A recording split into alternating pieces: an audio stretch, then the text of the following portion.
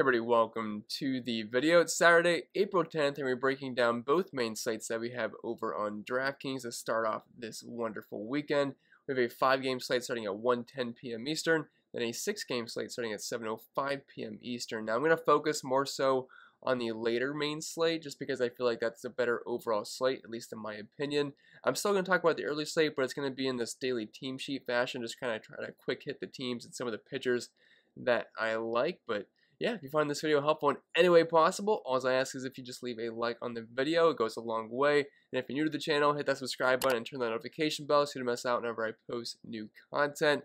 And if you want to help support the channel over on Patreon, link is down below for that if you want access to the optimizer, projections, ownership projections, cheat sheets, rankings, Discord community, and my entire spreadsheet, which has a lot of useful information on there. So if you guys are interested, link is down below for that. But I think that's it for the shameless plug. So without further ado, let's dive into today's video.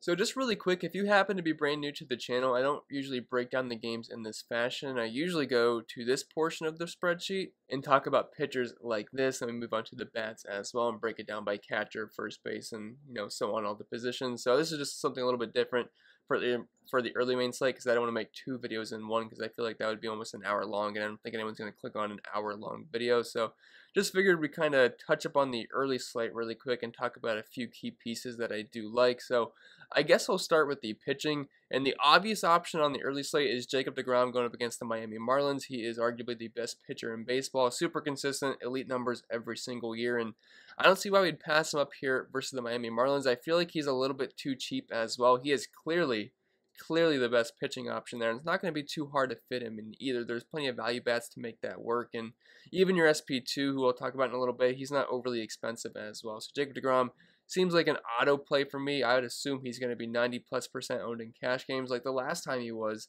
because last time he pitched, he was on a slate where there was a lot of back-end starters, and he was the only ace on the mound because the Mets didn't play a game yet because they had all their games pushed back in the National Series because they were dealing with the COVID issues. So he was like, I want to say 95-96% owned in cash games. Only went 6 or 7 innings. I think it was only like 70-some pitches, but had an overall pretty good game, around 25 fantasy points, despite not going very late in the game. But I'm back on board here. Jacob Degrom, I don't see why you would fade him. I guess there's always merit to in tournaments because, it's baseball. Anything can go wrong at any point, and he can't have a good game every single start for the rest of his career. So there's always going to be a bad game mixed in there, but I don't think that's going to be one of those times. And then just glancing at the team total for the Marlins, they are currently sitting at 2.8 right now, which is easily the lowest on the entire slate, and lowest out of the entire slate if you want to mix in the late slate as well. So with all respect for Degrom in Vegas, as he certainly should. And if you want to look at the current projected lineup for the Marlins versus right-handed pitching, it's pretty weak overall. They have the 13th highest K rate, 24th in OPS, 24th in on-base percentage, 22nd in slugging,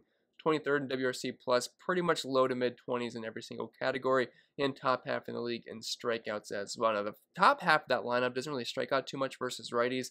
Dickerson sitting at 13.5, Rojas 16.3, Martinez below 20, and Aguilar's below 20 as well. But Anderson and below, we're looking at pretty much in the 30s for the most part. Alfaro was actually close to a 40% K rate, didn't really walk much as well. So obviously a good spot for Degrom. Not that we really cared too much about matchups on Degrom because he can mow down any single lineup, even if it was the Dodgers, although I wouldn't say I'd really target him versus the Dodgers too much. But it's still Jacob Degrom, close to a 40% K rate last year, 2.46 xFIP. The walks are a little high, but didn't really give up any power. Batting average below 200. You guys get the idea. Jacob Degrom is good at baseball. I don't think you need me to tell you that. You should already know that by now. So don't have any interest at all in any of these Marlins, and I really can't make a case for fading Degrom on the slate besides the high ownership. But I think you're just going to eat that. I'd rather get different with my bats or something like that. And really the only other pitcher I'd have much interest in whatsoever on the slate is Michael Panetta here versus the Seattle Mariners. I know their lineup isn't absolutely awful, but we have been using some pitchers versus the Mariners, and it has been working out. I know you used Lucas Giolito a couple nights ago. I think he racked up 10 strikeouts.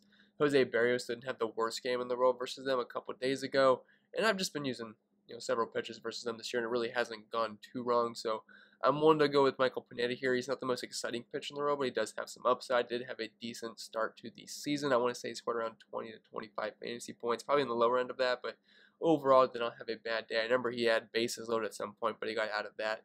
But this lineup doesn't really scare me too much. Mitch Haniger's a good batter, and Ty France Kyle Seager, Dylan Moore aren't the worst hitters in the world, but overall, it's not like something I would really get too scared of here. They only have a 3.6 implied team total as well. Panetta's a guy that can have a strikeout rate above 20%. Nothing too crazy, but he does have strikeout ability. So, I mean, he can be a little bit wild, but I think he's a fine option here, and the Twins are pretty heavy favorites. So if he can just go enough innings to pick up the win, give up maybe a couple runs and get a handful or so of strikeouts, not that bad. It's mid 8K price point. It's not like we're getting him super cheap, but with the way this slate is, there's just not that many exciting pitching options. Just in case you need to go a little bit lower to get some more expensive bats in your lineup, the White Sox pitcher Dylan Cease might not be the worst option out there. Now, he's not a pitcher I'm going to get too excited about, but the Royals only do have a 4.12 implied team total here, and I know it's not the worst lineup in the world, but it's also not the most exciting lineup out there. And Dylan Cease has showed strikeout ability in his past. Now, looking at his numbers last year, it really wasn't that great. He only had a overall 17% K rate with a 5.87 xFIP and over a 4 ERA with a double-digit walk rate, and did give up over a 240 ISO. So it's not like I'm really recommending Dylan Cease here, but if I had to go super cheap at pitcher, he might be the most intriguing option there just because of the low team total against him.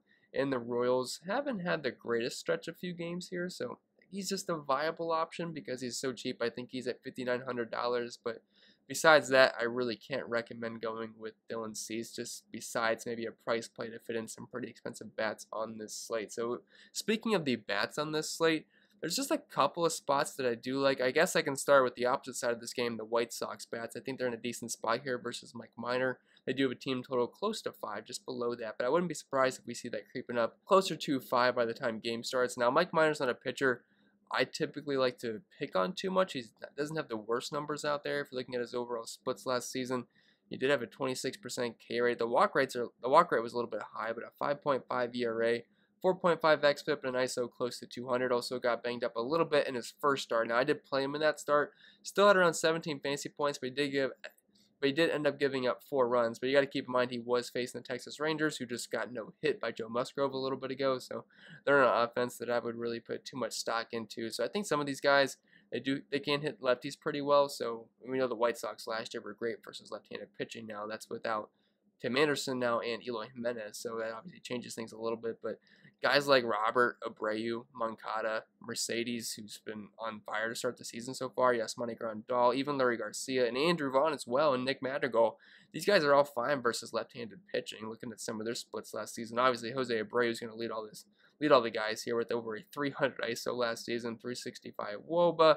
It's only 57 plate appearance sample size, but the guy was an AL MVP for the reason. He had fantastic numbers versus both lefties and righties. So the White Sox lineup, the team total close to 5 here. I do think they're one of the better stacks on this slate here. Wouldn't mind just taking a few pieces, but they are kind of expensive for the most part, so it's not like you're getting any freebies here besides the bottom half of the order, but the problem is they're going to be hitting in the bottom half of the order. And really the only other offense that I have a lot of interest in is the Minnesota Twins, which should be right above them because they're in the same division. Yes, so the Minnesota Twins are going up against Yusei Kikuchi, who did have a very good start to the season versus the San Francisco Giants. Struck out 10, was more of a ceiling game for Kikuchi. I don't think we can expect him to come out and get double-digit strikeouts each and every single start. And the Twins actually do have the current highest implied team total in the slate, just edging above the Chicago White Sox by 0.2, as they're sitting at 4.9 compared to 4.88 for the White Sox. And these guys, they are a bit expensive, but you can find some nice value bats in here, like Kyle Garlick going up against a lefty, and even guys like Miguel Sano, Mitch Garver, Jorge Polanco aren't overly expensive as well. Nelson Cruz is really the only super expensive bat there, but these guys are all viable here versus lefties. A lot of these guys do hit lefties pretty well. Jorge Polanco, he's a switch hitter, but he can hit lefties and righties well. I do prefer him more so versus righties, but leading off versus a lefty and with the team with the highest implied team total on the slate, definitely have interest there. He's not overly expensive either, at only $3,600. Not really a high strikeout guy either. So I think he is certainly viable. Kyle Garlick, $2,400. I've actually used him a couple times the past couple of days versus lefties. I feel like the Twins keep drawing matchups versus lefties, but assuming he keeps hitting in the top half of the order in that second spot, I mean, that's a great spot for a guy that's only $2,400, and he's been able to rack up some hits as well. So I like Kyle Garlick as a nice value play there. Nelson Cruz, we know he's pretty much the best hitter in baseball versus left-handed pitching, with like a 7% K rate and ISO of around 400 last year. I can actually pull that up if you guys want to see it, but yeah, last year versus lefties, a 283 WRC plus, 586 WOBA, 465 batting average, only a 7% K rate. So yeah, Nelson Cruz is always in play versus left-handed pitching. Even Byron Buxton, he's got that power-speed combo. He can hit lefties well. Mitch Garver can hit lefties well. Max Kepler's a guy I only like to use versus righties, but in the past, he actually has shown some decent splits versus left-handed pitching. And Miguel Sano, we know he's kind of home run or bust. If he doesn't hit a homer, he's probably striking out. I'd actually be interested to see what a strikeout rate was versus lefties last season. I don't know the number off the top of my head, but because I want to say it was close to 50%. But yeah, Miguel Sano, yeah, strikeout rate of 48.9% versus lefties last year. I mean, that's just insanely high. But we know he's got power upside, so if you're stacking up the Twins power righties here, they definitely make sense. And they're going to throw pretty much the entire lineup as righties versus them besides Arraez at the bottom of the lineup. So all these guys either switch hitters or righties besides Kepler and Arraez. So I do think this is a pretty good spot for the Twins. I don't think Kikuchi's going to come out here and throw 10 strikeouts again. Assuming he does not, I know the velocity has been up, but assuming he does not do that again, I think the Twins are in a pretty good spot to produce some offense here. So that's kind of the two offenses I like, the White Sox and the Twins for the most part. You can find some value bats in both lineups, but the other teams on the slate just don't really get me too pumped up for the bats for the most part. So that's just kind of the quick hit on the early slate. And if you guys enjoyed this format more so than what I usually do, you can let me know, because we could always make the switch. I am fluid here. I'm not stubborn on doing it my way or the highway. If you guys prefer this over the cheat sheet method I do typically in my videos, you can let me know. Just feel free to let me know. I'm not sure if I'll change, but at least I'd like to have some feedback on that. So with that being said, let's move on to the late main slate. All right, so obviously we're going to start with pitching here, and Chris Paddack's up top for us at $9,200, and this is not a great pitching slate, especially when Chris Paddack is our best spend-up option. Not that I have anything against him, but I just feel like it's probably a little bit expensive for Chris Paddack, but I feel like it's mostly due to the matchup here, and he's got plenty of talent. We know that. It's just this doesn't feel all that great for a guy with a sub 30% carry above $9,000. But this Texas Rangers team just got no hit yesterday by Joe Musgrove, so that's something to keep in mind there. And the funny thing was, he was so high owned the past 2 nights in a row. The highest owned pitcher, although I'm not sure Lance Lynn was the highest owned pitcher. He was very close to it, but Lance Lynn was around 50% owned. He ended up going a complete game shutout, scored around 50 DraftKings points. I think it was like 49.25 or something like that. Then the next day, the by far chalk pitcher, around 87% owned in cash games, gets a no-hitter, obviously a complete game shutout bonus points as well in the win. And he ended up scoring, what, 53 fantasy points? So if you've faded chalk pitchers the past couple of nights, you've been drawing dead, man. I'm not saying that's going to be a strategy that's going to work every single time, but, man, they have been going absolutely nuts the past few, and really just to start the season. The chalk pitchers have been good. Like, something I've noticed, because I typically play some pretty high on pitchers, and they've been kind of smashing so far to start the season. Not sure when that trend's going to die off here, but it's going to happen eventually. But I don't mind Chris Paddack here. Like I just mentioned, the Rangers did get no hit last night, not meaning that's going to happen every single night, because that's just obviously not something you should expect here. But Chris Paddack shouldn't get beat up too much. His numbers last year weren't great. He did have an ERA approaching 5, but did get a little bit unlucky considering his xFIP was about to run lower at 3.77. Decent carry at 24%. I wish it was higher, but he did show good control. Didn't really walk too many guys. Did give up some power, which is a bit of an issue, with 253 ISO, 262 batting average, and just some overall decent power numbers. Still has more of a ground ball lean. Did go up close to 40% hard contact rate and 2.14 home runs per 9 innings, which I do not like. But this Rangers team offensively does not concern me too much, and we saw that last night. Again, not going to happen every night, but this is not an offense that gives me too much concern. They also have Joey Gallo's power, but even then, he'll strike out a ton. So even if he gets a homer, it's usually going to be a solo shot for the most part. So not really too worried about the matchup here for Chris Paddack. I realize he's a bit expensive, but if he can just get a handful of strikeouts and go enough innings to pick up the win, which I do think the Padres are going to win this game, because they have a really good matchup versus Jordan Lyles and company. Whoever comes in after him look like it could be Wes Benjamin. So I think the Padres could tee off versus Lyles, even though he did have a good start to the season, but only has 3.92 implied team total against him. Pretty heavy favorite here, 5.5K prop over in Vegas. I think he's a fine option relative to what we have available to us on this slate. But if you don't like Chris Paddack as your SP1, Ian Anderson is definitely viable at $8,900 here. I don't love the matchup versus Philly. They do have some good bats in their lineup, like Bryce Harper, JT Realmuto, Rhys Hoskins, Didi Gregorius. Even Alec Boehm's not that bad of a hitter as well. Neither is Andrew McCutchen, and it's really just not that bad of a lineup. But we saw Charlie Morton have some success versus them last night. Ian Anderson, I know he's a relatively new pitcher, but in 32 innings last year, he was good. An ERA below 2, 30% K rate, 3.45 xFIP, was pretty good in his first start of the season as well. and he's a slight favorite here, 6.5K prop over in Vegas, an implied team total below 4.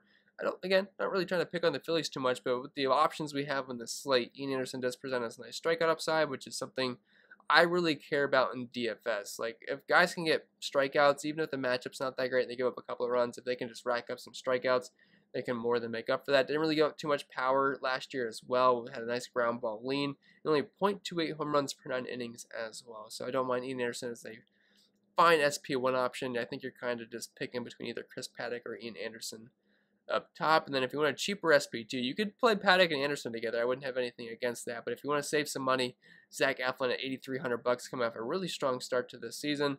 Don't love the matchup versus the Braves, but the Braves haven't exactly been great to start the year so far.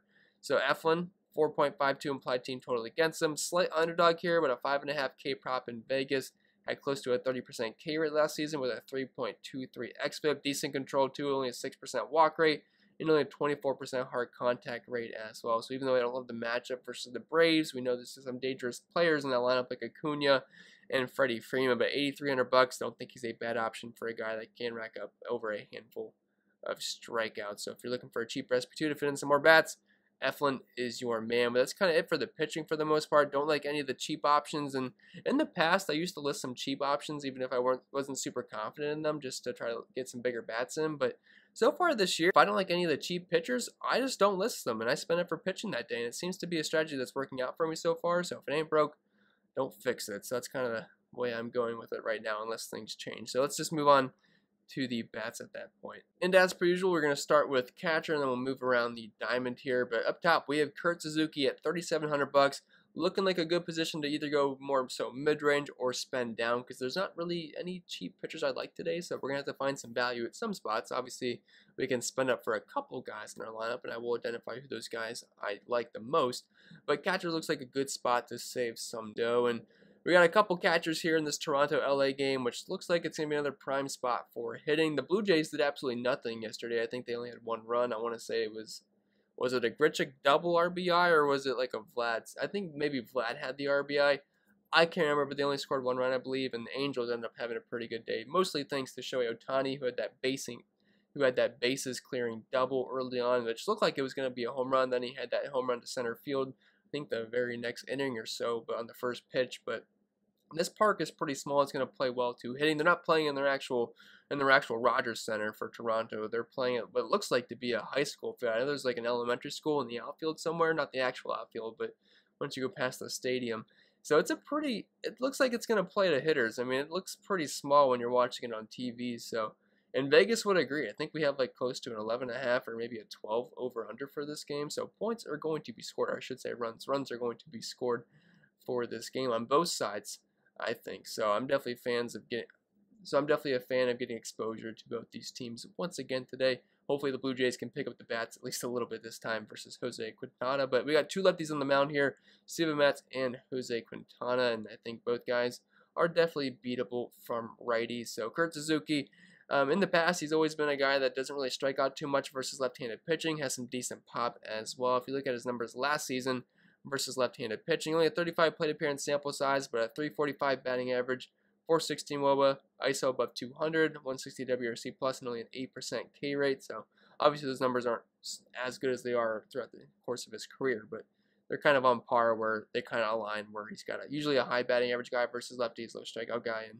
can overall make some good contact with some decent pop as well. So like Suzuki and Steven Matz, not the worst pitcher out there. Didn't have a bad opening day start, but looking at his numbers last year, he did have a 9.68 ERA in 30 innings, a 25% K rate, which isn't bad, and a 4.15 xFIP, but a 377 ISO given up. So I think we can certainly use some players from the the Angels in this game. And Denny Jansen on the opposite side of this game, $3,400. It's just getting more so cheap exposure to this game, and Jansen has some fine splits versus lefties, so he's totally viable in Blue Jay stacks or just as a one-off at the catcher position. And Stephen Vogt, $3,000, going up against Jeff Hoffman in Arizona. And Jeff Hoffman's not a pitcher that I'd get too concerned about. Was a relief pitcher for the Colorado Rockies in Coors Field, which is going to make his numbers look a little bit worse. But he did not have a bad opening day start. I think he had around 20, 23 DraftKings points, which was definitely better than I thought he would do. But Stephen Vogt's got some decent pop versus right-handed pitching. And looking at Hoffman's numbers last year, you got to keep in mind, This is Coors Field a little bit, but he had a 19% K rate, 9.28 ERA with a 5.39 xFIP, and a close to a double-digit walk rate as well, with a 352 batting average, 413 on base percentage, and a 412 WOBA with over a 200 ISO. I don't think those numbers. I think his numbers this year are gonna be bad as that by any means. And his first start was pretty encouraging, but he's not someone I'm gonna shy away from. And I wouldn't be surprised if the Diamondbacks team total was at least close to 5 in this game. It's not out yet. I'm thinking it's going to be in that 4.5 to 5 range. And I don't really have any other Arizona Diamondbacks players listed just because I don't like them individually more so than the guys I have. But you can play the lefties in this lineup like Josh Van Meter, Eduardo Escobar, David Peralta. I think Tim LeCastro, even though he's not a lefty, he should be leading off once again. So you can go with the Diamondback stack. Don't love it, but I don't hate it either. Then going down to first base, we have Eric Cosmer, $5,200. He's very expensive, but he's got a nice matchup here versus Jordan Lyles, who was surprisingly good in his first start.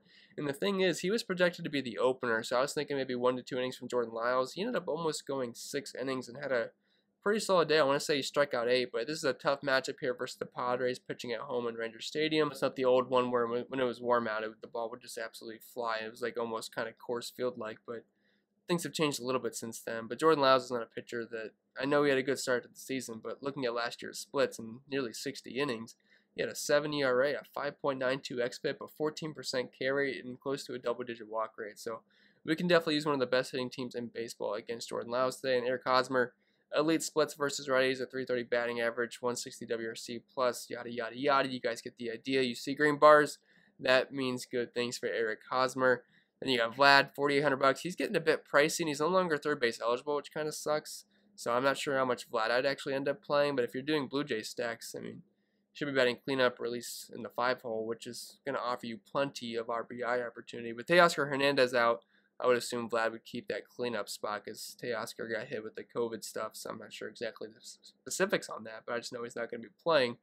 So Vlad, I mean, he's in a good spot here versus a lefty, plenty of power versus left-handed pitching, and righties as well. And this park looks like it's going to really play to the batters. And Toronto's got a 5.63 implied team total, which is currently the highest on the entire slate. I don't think anyone else is going to overtake that, maybe besides the Angels, who are close to it, but that'd be a lot to overcome throughout the day betting-wise.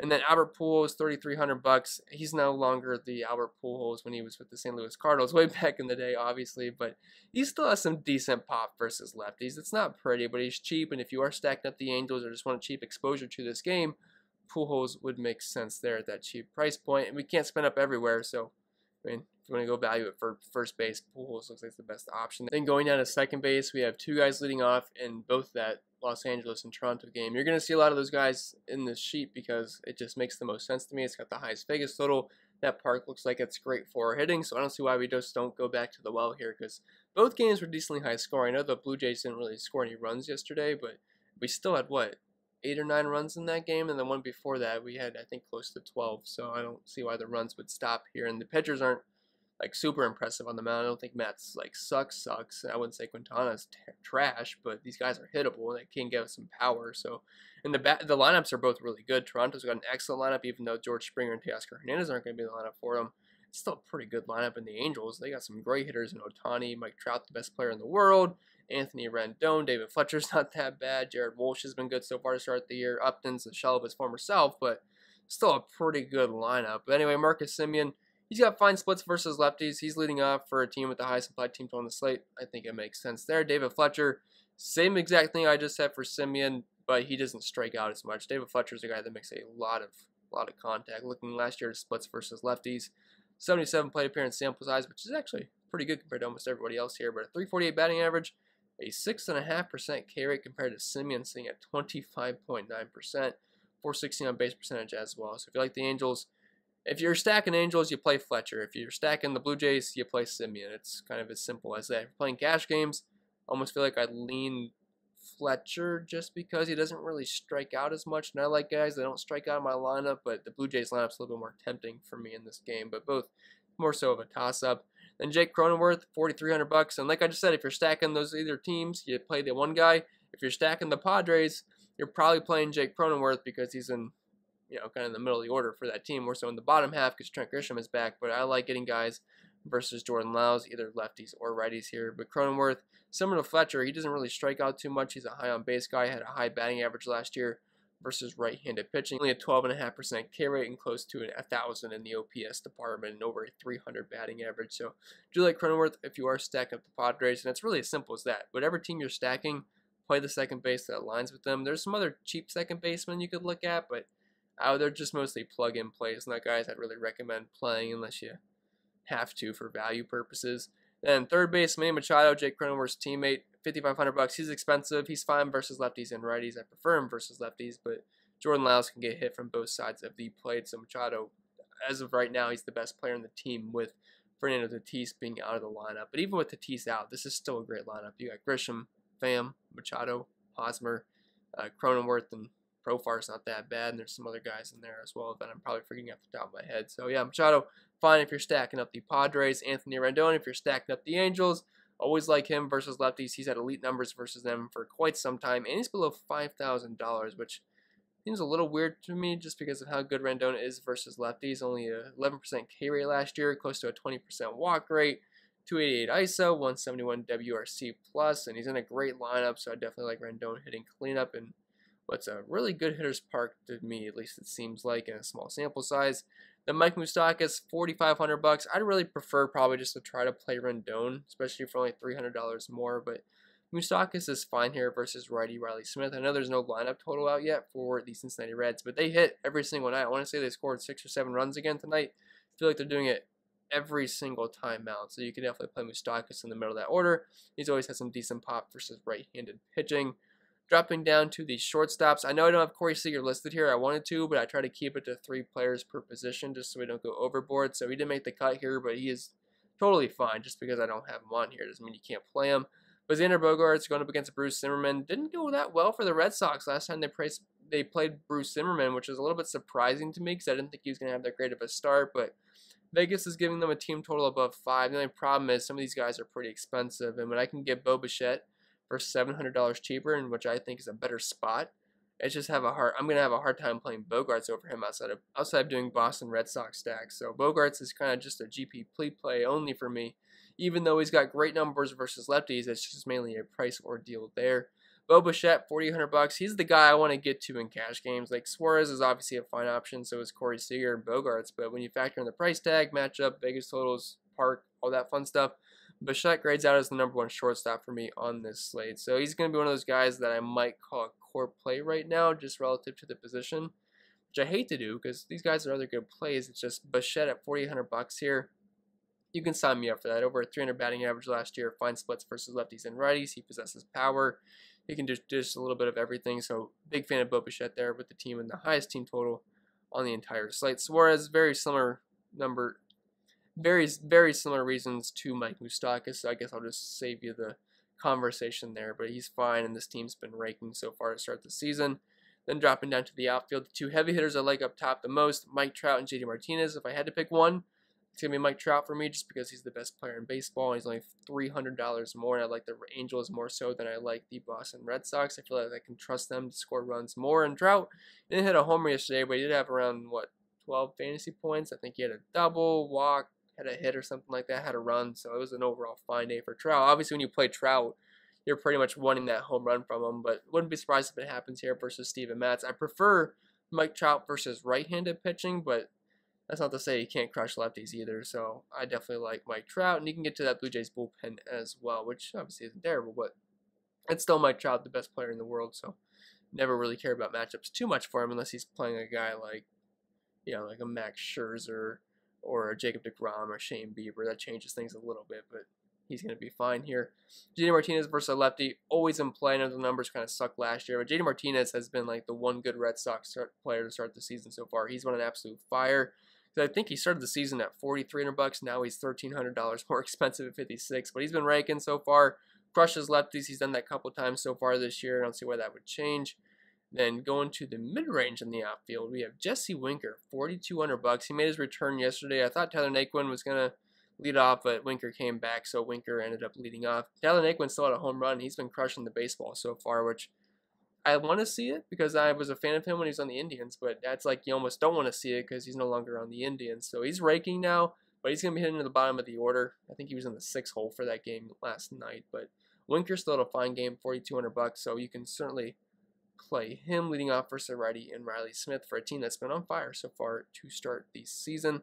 Although I think I saw something in my Discord chat that Winker, did he get hurt at some point? So I could be just sounding stupid here, because if Winker's hurt, obviously he's not going to probably play today. If he got hurt, you can disregard that, but I've been kind of doing this from the last games when that Cincinnati game was going on at the end. So if I miss something during that time, you can let me know, because if he's out, I guess Tyler Naquin could probably slide back up into that leadoff spot. I don't know what his price point is, but I assume it's probably in the 3K range somewhere. Kike Hernandez, he's second base eligible, so if you're stacking Red Sox, it's similar to what I said for all the other second basemen, where you just kind of plug him in over that. But he's always got fine splits versus lefties, so you can play Kike.